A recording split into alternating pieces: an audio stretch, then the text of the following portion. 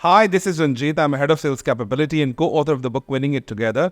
और आपको बताते चले कि हमेशा हम ऐसे लोगों को बुलाते हैं जो ऑलरेडी कॉर्पोरेट वर्ल्ड में एक्सपर्ट होते हैं, अपनी एक पर्टिकुलर जॉब परफॉर्म कर रहे होते हैं, जिसपे हम सी कैटेगरी के लोग जिनका सी लेवल एक्सपोजर होता है। लेकिन आज हमने एक ऐसे गेस्ट को दावत दी है जो सी लेवल को ट्रेन करते हैं, डिफरेंट जो ऑडियंस है उनको ट्रेन करते हैं। और हम खुद जिस फील्ड से हैं उन्हीं फील्ड से हमने आज एक गेस्ट को दावत दी है। बहुत मज़ा आएगा। और हमने सुना है कि यार दो ऐसे टीचर जो ऑफिस में बात नहीं करते, उनका पता है सबसे बड़ा रीज़न क्या है? क्योंकि दोनों केमिस्ट्री पढ़ाते हैं या दोनों इंग्लिश पढ़ाते हैं। और मुझे बड़ा अच्छा लग रहा है कि हम दोनों एक फील्ड के, आप माशाल्लाह बहुत आगे हैं, हम स्टिल ऑन द पाथ, हम कोशिश कर रहे हैं।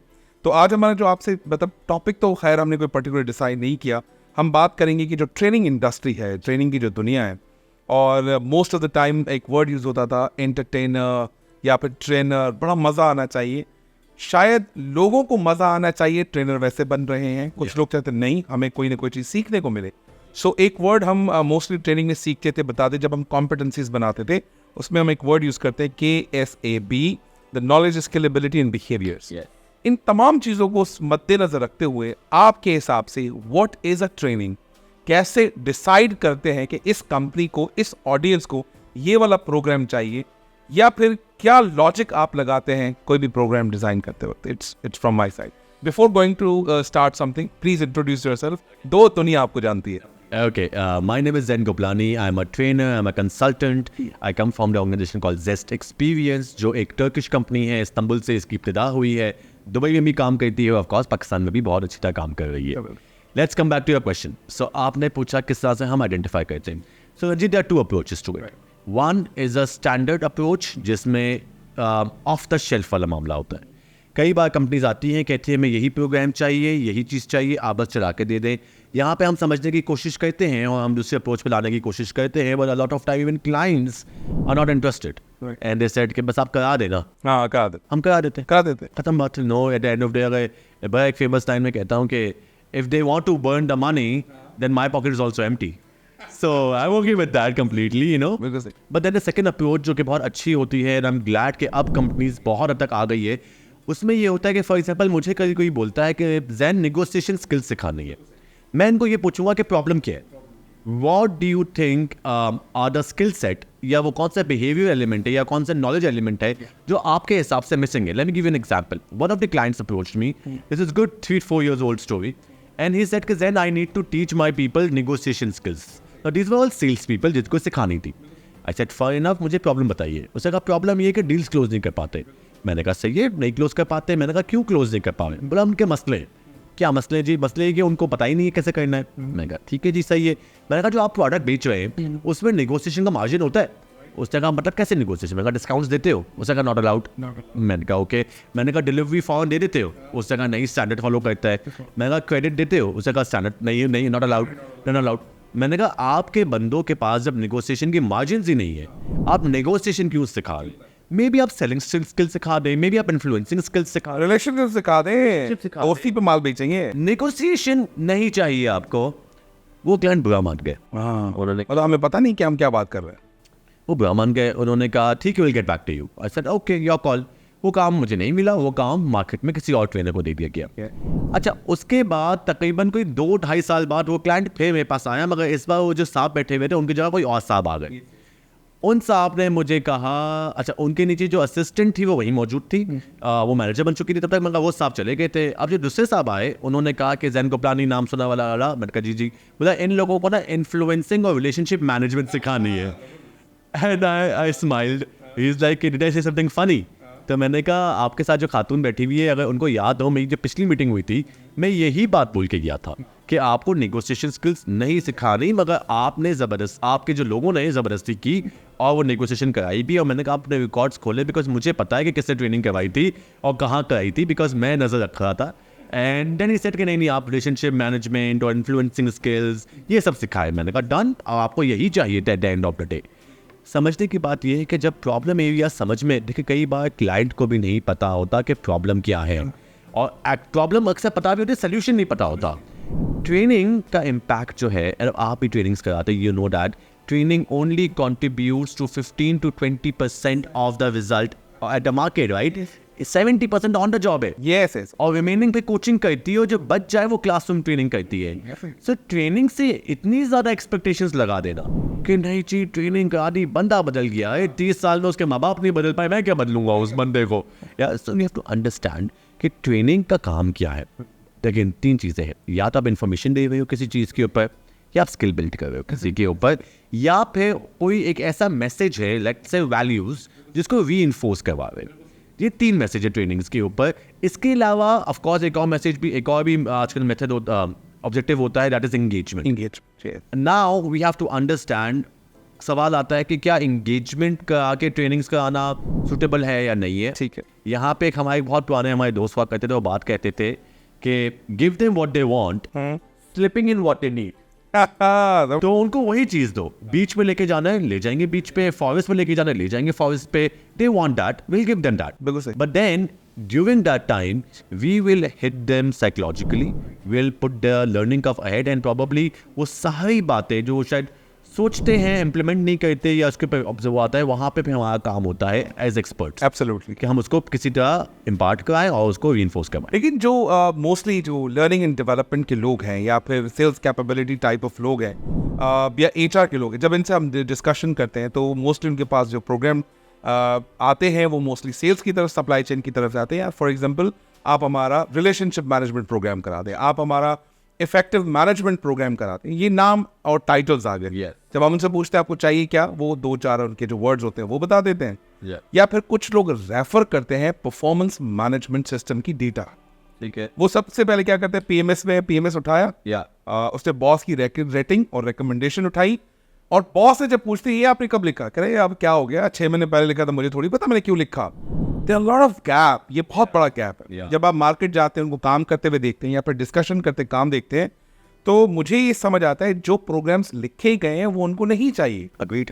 हम जब डायग्नोस्टिक की तरफ जाते हैं फिर हमें भी लगता है जो ये मांग रहा है हमें नहीं चाहिए. सही है. In a nutshell, what should be the tool? What should be the structured, unstructured tool to identify what exactly participant wants, what client wants? Because what L&D wants, this is not my job. Yeah. What audience जिसको ये training consume करनी है उसको क्या चाहिए, ही कैसे हम identify करें? आपका क्या राय है? सो रंजीत, बहुत सारी ट्रेनिंग्स रैंडम होती है मार्केट में, बहुत ट्रेनिंग्स रैंडम होती है. बहुत सारी नहीं, बहुत सारी, ये सारी ट्रेनिंग रैंडम होती है, उसमें 2-5 ट्रेनिंग सही. तो मैंने बहुत सारी कहा, बहुत सारी ट्रेनिंग्स रैंडम होती है. रैंडम कैसे होती है? रैंडम ऐसे होती है, अचानक से बॉस का दिल चाहा कि मेरे लोगों को प्रेजेंटेशन देना नहीं आती है, अब उसको प्रेजेंटेशन स्किल्स सिखा दे. चले जी सिखा देते, कोई मसला नहीं. प्रेजेंटेशन स्किल्स के बेसिक 2 दिन तो वैसे ही रहेंगे, बेसिक्स बिल्ड करेंगे. बट प्रॉब्लम क्या है, presentation skills as a example वो तभी इंप्रूव होगी जब आप प्रैक्टिस करोगे. ऐसे मैं 2 दिन में सिखा जरूर दूंगा, मगर वो जब तक आप प्रैक्टिस नहीं करोगे वो इंप्रूव नहीं होगी. नाउ उस बंदे को जिसको आपने ट्रेन किया है, वो उसका पूरा काम लैपटॉप पे, वो पूरा दिन लैपटॉप पे बैठा हुआ है, उसको कुछ जरूरत नहीं पड़ी, तो वो ट्रेनिंग सिर्फ एक रैंडम चॉइस से एक चाहत यहाँ करा लेते हैं. फायदा होगा, दैट्स अ पॉइंट. काम आएगा, that's a point. And that is वे जो हम भी काम करते हैं, जो आप पीएमएस की बात भी कर रहे थे. और पीएमएस पे हम आने से पहले जो एक एलिमेंट होता है competency framework. Competency framework, now a lot of companies and I can bet, अगर जो लोग ये सुन रहे हैं, अगर आपके पास कॉम्पिटेंसी प्रोफाइलिंग बनी हुई है या कॉम्पिटेंसी फ्रेमवर्क बना हुआ है, तो आप बहुत लकी हैं. आप बहुत लकी हैं, बिकॉज बड़े बड़े इदारे, और आपने जितने नाम पढ़े ना सर, उसमें से आधे ज़्यादा इदारों के पास नहीं बना. उनको नीड ही नहीं पता, उन्हें समझ में ही नहीं आता कि कैसे बनता है, कल्चर में किससे एलिमेंट है. अब वो पूरा समझाने जाएंगे तो बहुत टाइम लग जाएगा. बट कॉम्पिटेंसीज के ऊपर लेट्स से आपके पास एक एएम है, आपको उस एएम को मैनेजर बनाना है. अब मैनेजर की कुछ कॉम्पिटेंसीज होगी और एएम की कुछ कॉम्पिटेंसीज होगी. पहले तो आप ये चेक करेंगे क्या एएम की सारी कॉम्पिटेंसी सही कर रहा है वो बंदा, तो चलो भाई सही कर, तो अपना काम अच्छा करता है. अब मैनेजर की कुछ कॉम्पिटेंसीज है जहाँ कुछ है इसके अंदर, कुछ नहीं है. ये आ गया गैप. एब्सोल्युटली. कि भाई इसके अंदर फॉर एग्जांपल मैनेजर की आपने 6 कॉम्पिटेंसीज निकाली हुई है, एक कॉम्पिटेंसी में आप इसको 2.5 दोगे आउट ऑफ 5. बिल्कुल सही. हाफ वे ही has to work. Let's say आपको सिखाना है, उसकी कम्युनिकेशन असर्टिव नहीं है. राइट. वो बातें जो है ना, हाँ गोल मिला जाता है, क्लियरली नहीं कहता, अपनी बात पे खड़ा नहीं रहता, असर्टिव असर्शन नहीं है उसके अंदर. प्रॉब्ली वहाँ पे उसकी स्किल का गैप आ गया. एंड देन यू आइडेंटिफाइड कि अच्छा यहाँ पे काम करने की जरूरत है. अब ये गैप जो है ना, ये रैंडम गैप नहीं था, ये डायरेक्टली अब उसको पता है कि अगर मैंने ये 3 ट्रेनिंग्स जो सीख के आया हूँ उसको मैंने इम्प्लीमेंट किया, तो the chances of me being promoted in the next appraisal cycle is much higher than to what I would have gotten otherwise, and that's the problem. फिर आता है सवाल कि जी ट्रेनिंग्स हो भाई, अच्छा बड़ा मज़ा आया, चीज़ें नहीं ला। आपने अगर गैप के हिसाब से ट्रेनिंग कराई तो डेफिनेटली रिजल्ट आएगा। और यहाँ पे एक और एलिमेंट ये भी होता है कि बहुत कम क्लाइंट्स होते हैं जो एटलीस्ट हमारे साथ बैठते, पूरा कंटेंट डिस्कस करते। Literally I had privilege of working with few clients जिसने मेरे साथ पूरी स्लाइड डेक तक देखी थी मेरी, और सिर्फ इसलिए देखी थी because the guy wanted to be very very clear on what I am about to say. शुरुआत बहुत बुरा लगा, बट आई रियलाइज कि it's such an beautiful thing to do because that person was so much, not that he was doubting my capability, he wanted to ensure that what he wants, he gets that. You know, तो ये सोचो कि जब हम गाड़ी की modification करवाते हैं, हम अपने सामने खड़े होकर करवाते हैं कि एक चीज़ देखते हैं कि यार ये सही है, नहीं ये सही है, हर आवाज़ सुनते हैं, that's the point. But clients are not interested. अच्छा, इसमें एक रीज़न क्या है? यार मोस्टली L&D, and L&D वाले अग्री करेंगे, उनका काम क्लैरिकल और ऑपरेशनल बन के रह गया है। ऐसा ही वो L&D के ऊपर उनका काम क्या है? ट्रेनिंग ऑर्गेनाइज करो, बंदे लाओ, खाना असाइन टाइम पे हो, सर्टिफिकेट्स मिल जाए, इनवॉइस क्लियर हो जाए, that's it. Dude, you an L&D guy, L&D operations रख लो ना। बट फिर उनको पे मैनेज L&D मत बोलो या चीज़ें मत बोलो। You know, you need operations for that. You do not need an L&D person, and I kid you not, यार very learned resources, very knowledgeable people. It's not that they don't want to do it, they don't have time to do it. काम ही नहीं है और time ही नहीं है इनके पास काम करने के लिए, और फिर इश्यूज आते हैं। तो एक और छोटा सा ब्रेक लेंगे। ब्रेक से जाने से पहले भी एक सवाल मैं आपसे पूछूंगा। Okay. ये बड़ा ज़बरदस्त था। अगर मैं आपसे पूछूं कि जो क्लाइंट्स आपके ऑलरेडी आपके पास काम करते हैं, हम गैप एनालिसिस करते हैं, 1-to-1 क्वेश्चंस पूछते हैं जी, do we have a structured framework to assess the competencies? For example, अगर आप एक बैंक में काम कर रहे हैं, दूसरे बैंक में आपको कोई क्लाइंट मिल रहा है, दोनों की कॉम्पिटेंसीज डिफरेंट होगी जी। क्या टूल सेम होगा? अगर है तो आप क्या इस्तेमाल करते हैं जिससे आप ये नीड आइडेंटिफाई करें कि एक्चुअली जहां पर मैं डिलीवर करने जा रहा हूं कंटेंट, उनको आज क्या मिलेगा? क्या आपकी इस कॉम्पिटेंसीज से वाकई लोगों का जो बिहेवियर चेंज हुआ वो भी मेजरेबल होता है? इसके बारे में क्या ख्याल है? Okay, 2-3 things. हाँ, बैंक एग्जांपल लेते हैं। एक बैंक में पोजीशन होती है जो बहुत क्रूशियल होती है, वो होती है रिलेशनशिप मैनेजमेंट। उनका काम होता है अकाउंट्स लाना, अब वो चाहे वो एसेट्स में या लाइबिलिटीज में, या वो अकाउंट्स लाएंगे या फिर वो लोन्स बेचेंगे, as simple as that. So industry same है, बहुत हद तक प्रोडक्ट भी सेम है सबका, हार्डली 1-8% का डिफरेंस होता है, हार्डली बेनिफिट का डिफरेंस होता है, but it's somewhat the same line. ठीक है, अब यहाँ पे ये कि एक बैंक जो इंटरनेशनल बैंक है, उसका विजन क्या है? What do they really want to be? Right? What are the values that they stand for as compared to a local Setia bank? Do they have a vision? No. Do they have values? Do they want to follow that? तो for example एक pharmaceutical की example लेते हैं। Pharmaceutical में कई सारी companies की भाई क्लियर कट इंस्ट्रक्शंस है कि कुछ भी हो जाए डॉक्टर्स को 1 रुपया नहीं देंगे हम। Yes. ना रिश्वत देंगे, ना उनको घुमाने ले जाएंगे, ना कुछ करेंगे। और कई सारी कंपनीज है जो सिर्फ यही करके अपनी दवाइयाँ बिकवा रही है। ऐसा है सर? सर मुझे मालूम है, कंपनीज पाकिस्तान में है मुझे मालूम है, जो एक पैन में नहीं देते। हाँ बिल्कुल मानता हूँ, and I had the privilege of working with those clients too, जो मुझे भी पेन नहीं दिया उन्होंने कि मेरे को मुझे पेन नहीं देंगे sir. But point here is क्यों? बिकॉज दे सेट कि हम प्रोडक्ट के बारे में बात करेंगे, हम किसी भी तरह से इन्फ्लुएंस करना इन टर्म्स ऑफ ब्राइबरी या समथिंग हम नहीं करेंगे, राइट? अब उस कंपनी को ट्रेन करने के अलग मामला होंगे, और जो दूसरी कंपनी है जो डिफरेंट तरीके से अपनी प्रोडक्ट सेल कर रही है, उनके मामलात अलग है, उनकी चीज़ें अलग है, उन्हें कुछ और चीज़ें सिखानी होगी प्रोबेबली। सो यहीं पे फिर हमारी कस्टमाइजेशन आती है, right. And this is where things start getting tailored.